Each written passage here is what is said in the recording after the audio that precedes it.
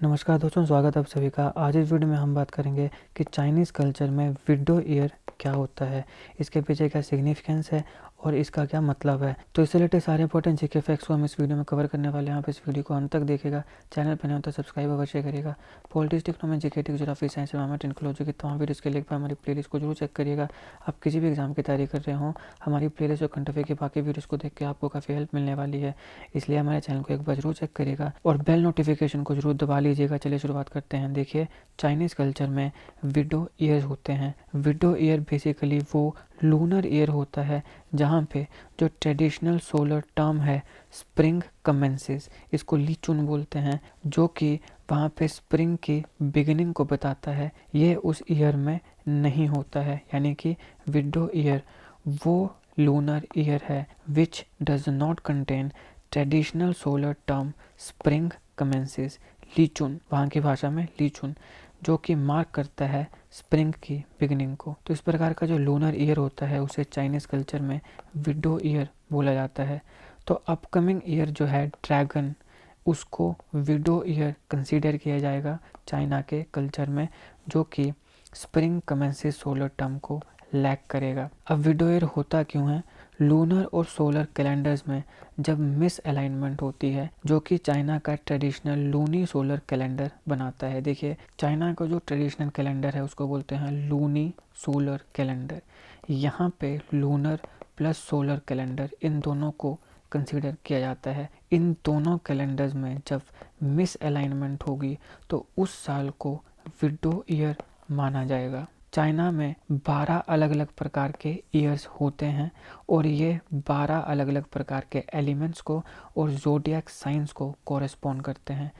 अब एक एक करके देखते हैं कौन सा जोडियक साइन का कौन सा एलिमेंट है। जैसे रैट वाटर, ऑक्स का है अर्थ, टाइगर का वुड, रैबिट का वुड, ड्रैगन का अर्थ, स्नेक का फायर, हॉर्स का फायर, गोट का अर्थ, मंकी का मेटल, रूस्टर का मेटल, डॉग का अर्थ, पिग का वाटर। ये 12 जोडियक साइंस हैं जो कि 12 अलग अलग एलिमेंट्स को कॉरेस्पॉन्ड करते हैं।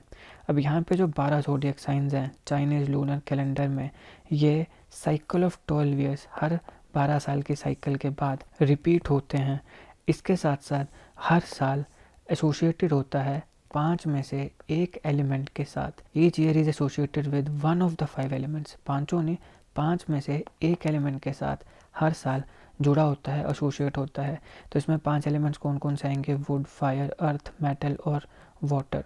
और ये भी साइक्लिक पैटर्न को ही फॉलो करते हैं। जैसे एक बार एक होगा, फिर दूसरा, फिर तीसरा, फिर चौथा, फिर पांचवा, फिर दोबारा से पहला। इस प्रकार से ये एक साइक्लिक पैटर्न को फॉलो करते हैं।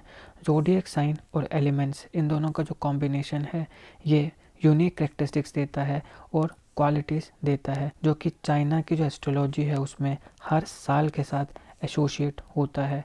ये जो टर्म है विडो ईयर, जिसको चाइनीज़ में गुआ फू नियान बोलते हैं, ये एक्चुअली में गुआ नियान, जिसका मतलब होता है the year lacking spring commences, यानी वो साल जो कि स्प्रिंग कमेंसेस को लैक करता है।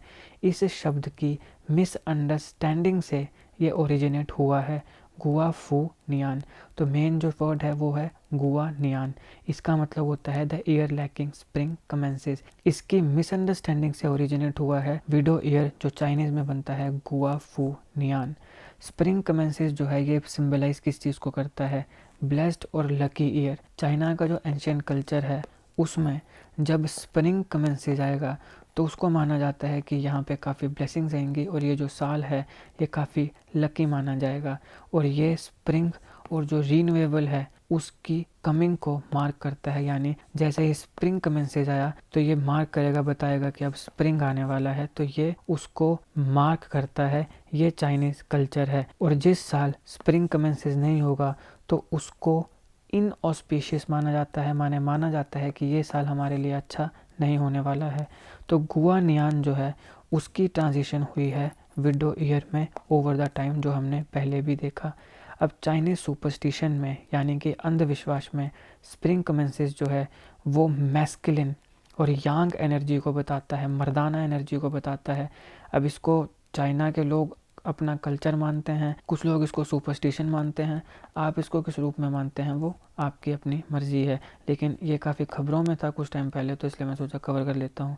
विडो ईयर जो है, जिसमें स्प्रिंग कमेंसेस नहीं होता है, उसको ऐसा साल माना जाता है जहाँ पे यांग एनर्जी या मैस्कुलिन एनर्जी नहीं होगी। तो ये ऐसा माना जाता है कि महिलाएं जो कि विडो ईयर में मैरी करती हैं, वो विडोहुड और जो मिसफॉर्चून है मैरिज में, वो फेस करती हैं। यानी कि इस साल में शादी नहीं की जाती है। अगर कोई महिला इस साल में शादी करती है तो ऐसा माना जाता है कि वो विडो हो जाएगी, यानी उसका पति मर जाएगा, या फिर मिसफॉर्चून हो सकता है, फिर पति भी मर सकता है और डाइवोर्स भी हो सकता है। तो इसको इनऑस्पिशियस या वाहियात साल माना जाता है, मतलब आसान भाषा में कि इसको अच्छा नहीं माना जाता। विडो ईयर जो है वो इस बिलीफ को रीइंफोर्स करती है। लेकिन जो हिस्टोरिकल डाटा है वो ये बताता है कि अभी तक विडो ईयर ने किसी भी तरीके से जो मैरिज का रेट है उसको सिग्निफिकेंटली इम्पेक्ट नहीं किया है। तो ये लोगों के बिलीफ हैं, इसीलिए वहाँ पे शब्द आया सुपरस्टिशन। क्योंकि जब हम आंकड़े देखते हैं तो ऐसा हमें नहीं लगता कि इस विडो ईयर में जिन भी लड़कियों की, महिलाओं की शादी हुई है, उसकी शादी को किसी भी तौर पे इम्पेक्ट किया गया है। मगर उसके बावजूद भी इसको माना जाता है, इसलिए इसको सुपरस्टिशन का नाम दिया गया। मैरिज के अलावा चाइनीज़ सुपरस्टिशन ये भी कहती है कि काफ़ी ऐसी मेजर एक्टिविटीज़ हैं जो कि विडो ईयर्स में नहीं करनी चाहिए, करेंगे तो उसमें सफलता नहीं मिलेगी।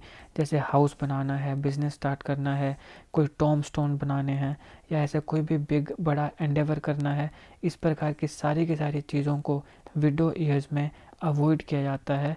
क्योंकि ये बिलीफ है कि ये साल जो है ये इनऑस्पिशियस होगा और इसमें जो भी काम शुरू किया जाएगा वो पूरा नहीं होगा, उसमें काफ़ी नुकसान होगा। लेकिन ये जो सुपरस्टिशंस हैं ये मॉडर्न टाइम्स में कई ऐसे चाइनीज़ हैं जो नहीं मानते हैं। और वैसे भी आप सब जानते हो कि चाइना में इसमें कम्युनिस्ट पार्टी है। कम्युनिस्ट पार्टी तो धर्म ही नहीं मानती, कोई रिलीजन नहीं मानती, वो बोलते हैं कि हम एथिस्ट हैं। तो जब कोई धर्म ही नहीं मान रहा तो सुपरस्टिशन का तो मतलब ही नहीं बनता। लेकिन फिर भी गांव देहात में कई ऐसे लोग हैं जो इन चीज़ों को मानते हैं। तो अभी कई ऐसे चाइनीज़ हैं जो अपने मैरिज प्लान्स को जस्ट बिकॉज कि ये विडो ईयर है इसमें नहीं अल्टर करते हैं। माने किसी ने शादी करनी है तो वो कर लेते हैं, उसमें कोई दिक्कत नहीं है। बहुत से इस चीज़ को नहीं मानते हैं, लेकिन गांव देहात में हो सकता है कि अभी भी लोग इसको माने। कई ऐसे कपल हैं वो अभी भी इसको कंसल्ट करते हैं कि ये ऑस्पिशियस होगा कि नहीं होगा, या फिर जो वेडिंग डेट है वो ऑस्पिशियस है कि नहीं है। तो वही बात है कि भाई कई मानते हैं कई नहीं मानते हैं। अब हमारे यहाँ पर भी इंडिया में कई धर्म को मानते हैं, कई धर्म को नहीं मानते हैं। तो ये वो बात है, भी अपनी अपनी मर्जी है, कोई मानते हैं कोई नहीं मानते हैं। तो सिंबॉलिक डेकोरेशन, रिचुअल्स और बाकी जो चाइनीज़ वेडिंग के कस्टम्स होते हैं वो वाइडली प्रैक्टिस किए जाते हैं। अगर मतलब वहाँ के अपने जो पुरोहित होंगे, पंडित होंगे, वो बोल दें कि भैया ये ऑस्पिशियस है तो फिर उसको आगे किया जाता है। लेकिन कई लोग नहीं भी मानते हैं तो अपना जो उनकी शादी ब्याह है या फिर जो भी एंडेवर्स हैं, बिजनेस है, उन सबको वो शुरू करते हैं, कोई दिक्कत नहीं है। लेकिन ये एक चाइनीज़ कल्चर का पार्ट है, दैट इज़ विडो ईयर। तो आपको ये वीडियो और ये कंसेप्ट कैसा लगा, आपका इस कंसेप्ट के ऊपर क्या कहना है, कमेंट बॉक्स में ज़रूर बताइएगा। अगर आपको वीडियो अच्छी लगी हो तो लाइक करिएगा, शेयर करिएगा। Politics, economy, GK, geography, science, environment, technology के तमाम वीडियोज़ के लिए एक बार हमारी प्लेलिस्ट को जरूर चेक करिएगा। आप किसी भी एग्जाम की तैयारी कर रहे हो, हमारी प्लेलिस्ट और करंट अफेयर की बाकी वीडियोज़ को देख के आपको काफ़ी हेल्प मिलने वाली है। इसलिए समय निकाल कर एक बार हमारे चैनल को जरूर चेक करिएगा। जीके, करंट अफेयर और जीके टिक्स की ऐसी वीडियोज़ के लिए हमारे चैनल को सब्सक्राइब करिएगा और बेल आइकन को जरूर दबा लीजिएगा। आपका बहुत बहुत धन्यवाद।